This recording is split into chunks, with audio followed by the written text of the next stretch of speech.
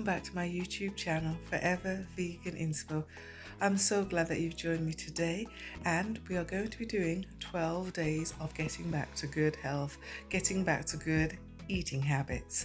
After the Christmas, sometimes we indulge a little, so we just need to get back on track, and I'm here to help you.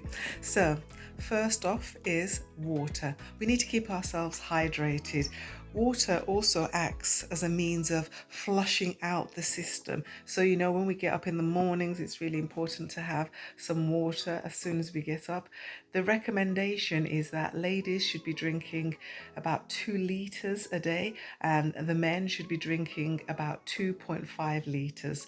Because, as you may know, our bodies are made up over 60% of water, with our brains and our kidneys being between 70 to 80%. So it's really crucial that we drink more water. And the European Standards Health Agency has said that that does not include tea or coffee in terms of our water content. So therefore we need to make sure we get enough water.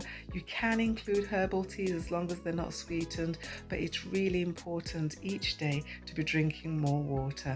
So let's get drinking. And I've got a bottle like this that I use, and it's really useful just to carry something around with you, so that it reminds you to drink throughout the day.